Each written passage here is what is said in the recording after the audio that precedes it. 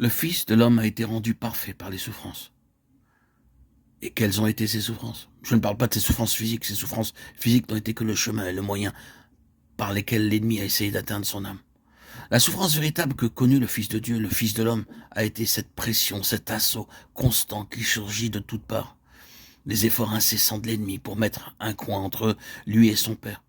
Telle a été l'essence de son agonie suprême lorsqu'il s'écria « Tu m'as abandonné ».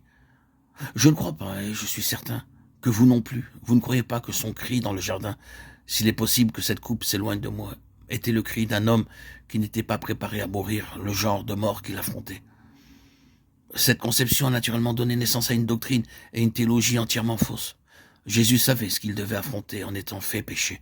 Il savait que la fin ultime affreuse était contenue dans ce moment où la face du Père serait détournée de lui, où il serait laissé comme le bouc émissaire dans le désert seul, abandonné par Dieu en ce moment terrible. C'était là le sujet de sa souffrance, et c'était là la somme de sa souffrance. Mais à travers tout cela, à travers toutes les souffrances, il fut rendu parfait, parfait dans la foi. Quelle signification cela donne-t-il à des paroles comme celle-ci, à nous, si familières et que nous employons avec tant de légèreté? La vie que je vis maintenant dans la chair, je la vis par la foi du Fils de Dieu, qui m'a aimé, qui s'est livré lui-même pour moi. Galates 2:20. Quelle foi! Si seulement cette foi pouvait nous être communiquée, si seulement cette foi pouvait être en nous, dans la puissance du Saint-Esprit. La vie que je vis maintenant dans la chair, je la vis par la foi du Fils de Dieu, qui m'a aimé et qui s'est livré lui-même pour moi.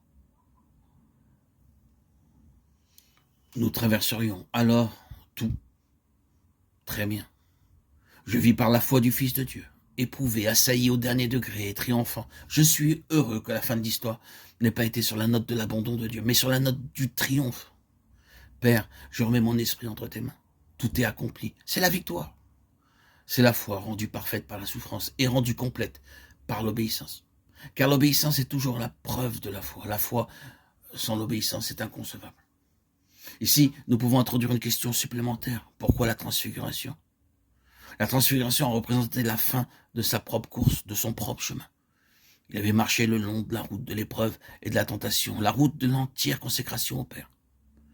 En ce qui le concernait personnellement, il ne devait plus aller plus loin. Il avait été obéissant. C'était la fin de la route pour lui. La gloire pouvait venir maintenant. Pour lui, il y a la gloire à la transfiguration. Un homme qui a marché tout le chemin avec Dieu dans l'obéissance de la foi a été glorifié. Mais quant au reste, c'est-à-dire en ce qui nous concerne, à savoir notre part en cela, il a quitté cette gloire-là, et en échange de la joie qui lui était réservée, il a souffert la croix, Hébreux 12:2.